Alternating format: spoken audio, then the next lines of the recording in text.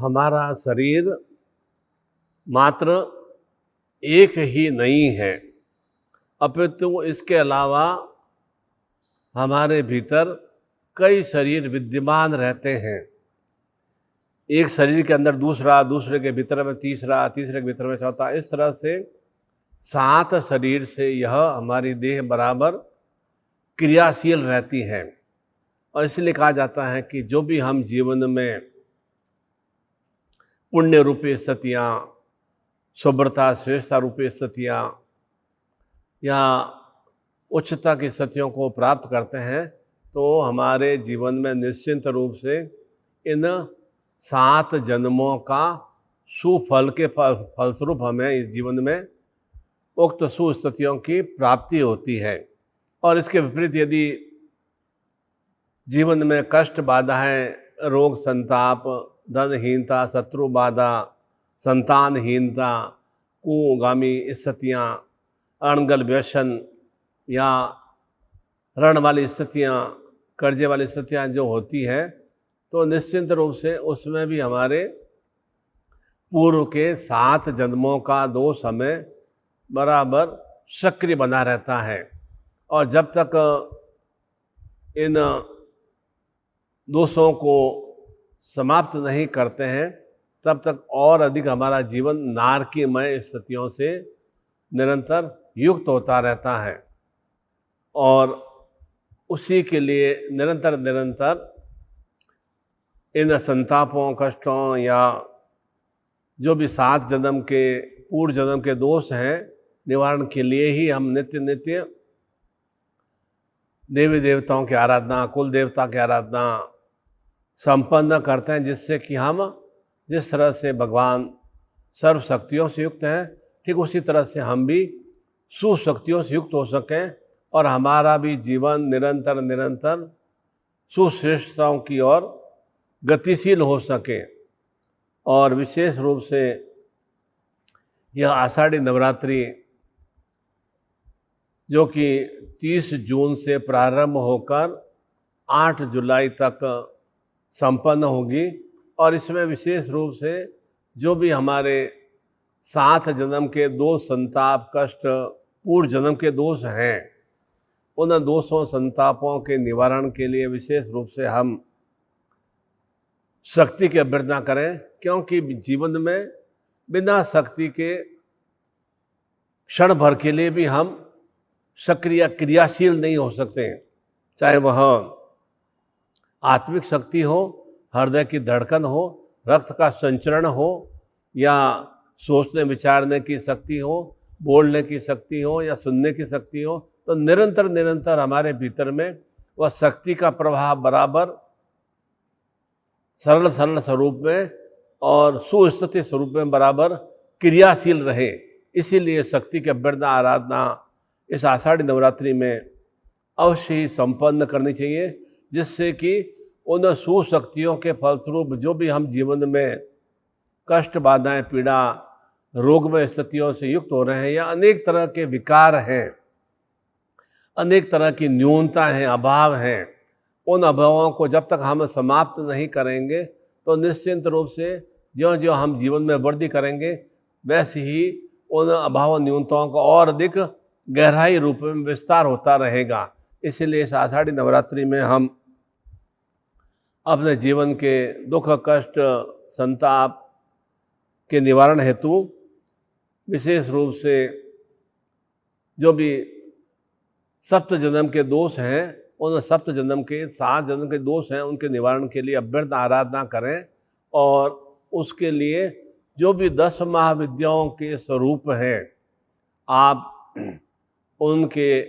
मंत्र का स्मरण करें, चाहे ऐं ह्रीं क्लीं चामुंडाय विच्चे मंत्र करें अथवा गुरु मंत्र या चेता मंत्र का स्मरण करें। 21 बार ही बोलना है कोई भी एक मंत्र को, चाहे वह तारा मंत्र हो या कमला मंत्र हो या माता बगलामुखी का मंत्र हो, छिन्नमस्ता का मंत्र हो, या विशेष रूप से त्रिपुर सुंदरी का या शक्ति का मंत्र हो, उसका केवल 21 बार ही आपको पूर्ण शुद्ध भाव से, सात्विक भाव से शुद्ध वस्त्र धारण कर और पूजा स्थान में बैठकर दीपक धूपबत्ती प्रज्वलित कर अपने शक्तियों का स्मरण करते हुए, गुरु का स्मरण करते हुए, और जो भी आपके जीवन में न्यूनता अभाव है उसके लिए संकल्प करते हुए हाथ में जल लेकर और संकल्प कर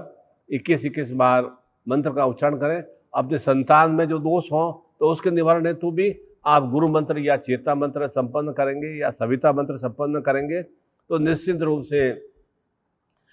सूर्य की तेजस्विता के फलस्वरूप, चैतन्यता के फलस्वरूप, गुरु मंत्र के फलस्वरूप उनके दोष संताप अवश्य समाप्त होते हैं। जो भी अभाव न्यूनता है उनके अभाव और न्यूनताओं को समाप्त करने के लिए ही सदगुरुदेव जी ने गुरु मंत्र की रचना की, चेता मंत्र का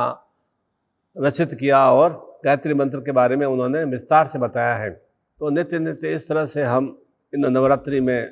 जब भी आपको समय मिले तो पूर्ण आत्मिक प्रसन्न भाव से ही पूजा अर्चना साधना मंत्र जाप करने से ही सुफल की प्राप्ति होती है। जो भी हम इसे एक कार्य समझकर या बोझ समझकर हम मंत्र जब संपन्न करेंगे तो हमें जीवन में सुस्थितियों की प्राप्ति संभव नहीं हो पाती है। इसलिए इस आषाढ़ी नवरात्रि जो कि 30 जून से प्रारंभ होगी और गुरु पुष्यामृत योग युक्त है और सर्वश्रेष्ठ रूप से जो भी योग में स्थितियाँ कहलाती हैं तो वह पुष्य योग, और विशेष रूप से वीरवार को या बृहस्पतिवार को ऐसा योग आता है तो वह सुयोग बनता है। और सुयोग पर कोई भी मंत्र जब साधना प्रारंभ करते हैं तो निश्चित रूप से उसका श्रेष्ठ रूप से हमें लाभ की प्राप्ति होती है। और यह विशेष रूप से चित्रा नक्षत्र युक्त और शिव योग पर्व जो कि 8 जुलाई को पूर्णता के साथ संपन्न होगा, इस हेतु परिवार के सभी सदस्यों के जो भी सप्त जन्म के दोष हैं उन सप्त जन्म के दोषों के निवारण हेतु सबकी अलग अलग क्रियाएं हैं। मेरी क्रिया अलग है, मेरी पत्नी की क्रिया अलग है, उनके दुख कष्ट थोड़े भिन्न है, मेरे कष्ट परेशानी मेरे भिन्न है, मेरे संतान की चाहे वह मेरा लड़का है तो उसके दुख कष्ट भिन्न है या लड़की है तो उसके दुख कष्ट भिन्न है। तो उनके सभी के दोषों के निवारण के अलग अलग फोटो भेजकर वह सप्त जन्म दोष निवारण शक्तिपात की दीक्षा इन मंत्रों के साथ आप करेंगे तो निश्चित रूप से जो भी अनेक अनेक जन्मों से हम कष्ट पीड़ा बाधाएं भोग रहे हैं उन वे कष्ट पीड़ा बाधाएं इसी आषाढ़ी नवरात्रि में पूर्णतया समाप्त हो सके। और उसके साथ ही शक्तिपात की दीक्षा के साथ ही जैसा जैसा आपकी व्यथा परेशानी होगी उसके अनुकूल ही विशेष रूप से यह कालकर्षणी माँ काली यंत्र, भुवनेश्वरी चित्र, कमला यंत्र, महालक्ष्मी यंत्र, बगलामुखी छिन्नमस्ता यंत्र, यह सदगुरुदेव का चिंतन चित्र, ऐसे ऐसे विशेष रूप से चैतन्य चित्र आपको बाय रजिस्टर्ड पोस्ट से भेजा जाएगा जिससे कि आप उसे अपने पूजा स्थान में स्थापित करें और नित्य उनके दर्शन मात्र से ही निरंतर निरंतर जीवन में यथाशीघ्र अनुकूलता आनी प्रारंभ हो सकेगी। इसीलिए हम जीवन में निरंतर सुख शांति से, आनंद हर्ष से, पूर्ण उल्लास और चेतना से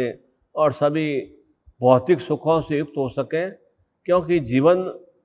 हमें इसलिए प्राप्त नहीं हुआ कि हम नित्य नित्य व्यथा और परेशानियों से युक्त रहें, अनेक अनेक तरह के बोझों से ही हम ग्रसित रहें और ऐसे दुख व्यथा परेशानियों से ग्रसित रहेंगे या बोझों से या तनाव से ग्रसित रहेंगे तो निश्चित रूप से हमारी सही रूप से सदगति भी नहीं होगी। और जब सदगति नहीं होगी तो निश्चित रूप से पुनः हमारा ऐसा ही नारकीमय जीवन की प्राप्ति होगी। उन नारकीमय स्थितियों का निवारण हमें इन सप्त जन्म के जो दो संताप हैं उसके क्रियाओं के निवारण हेतु शक्तिपात की दीक्षा से हम अभिभूत होंगे तो निश्चित रूप से जो भी हमारे जीवन का शेष समय बचा है 30, 35, 40, 50 वर्ष बचते हैं वे पूर्ण रूपेण दीर्घायुमय स्थितियों से, सौभाग्यमय सुस्थितियों से, संतान सुख से, कार्य व्यापार धन लक्ष्मी कृषि कार्य की वृद्धि हो और निरंतर निरंतर हम कुबेर लक्ष्मियों से युक्त हो सकें। और जो भी हमारे आयाम चिंतन भाव है उन्हें हम पूर्णता से प्राप्त कर सकें, क्योंकि हमारे भीतर में देव चिंतन का भाव है। हमने अपने इष्ट से, अपने सदगुरु से उन्हें धारण करने की क्रियाएं की है, तो निश्चित रूप से हमारे भीतर में ही भाव चिंतन होना चाहिए कि हम इस सामान्य योनि से देव योनि से युक्त हो सकें, देवताओं की तरह हम परिपूर्ण हो सकें। और जिस तरह से ये 10 महाविद्याएं हर रूप में सुशक्तियों से युक्त हैं, वैसे ही महाविद्या हमारे भीतर में रोम प्रति-रोम में स्थापित हो सके। इसीलिए वह सप्त जन्म दोष निवारण शक्तिपात की दीक्षा, और जो भी आप गुरु मंत्र, चेता मंत्र, गायत्री मंत्र या महाविद्या का मंत्र आप संपन्न 21 बार ही बोलना है। किसी भी एक मंत्र को 21-21 बार ही अपने संतान के लिए, पति पत्नी के लिए, माता पिता के लिए, या जो भी आपके साथ में परिवार के सदस्य रह रहे हैं उनके लिए केवल 21-21 बार मंत्र का उच्चारण करते हुए आप अपना नूतन फोटो भेज देंगे, और वह शक्तिपात की दीक्षा मैं इसी नवरात्रि में 30 जून से 8 जुलाई के मध्य संपन्न कर नूतन चैतन्य रूप में आपको फोटो भेजा जाएगा। और इसे अपने पूजा स्थान में रखें और नित्य नित्य दर्शन मात्र करें, और जैसा जैसा आपके शुभ भाव चिंतन होंगे तो निश्चित रूप से शुभ्रता की ही प्राप्ति होगी। मैं यही शुभ मंगल में आशीर्वाद देता हूँ कि आषाढ़ी नवरात्रि आपके जीवन के जो भी सप्त जन्म के दोष हैं, ये सप्त जन्म के दोष समाप्त हो सकें, और निरंतर निरंतर आप युगों युगों तक हर रूप में सुश्रेष्ठताओं से अभिभूत हो सकें। हरि ओम।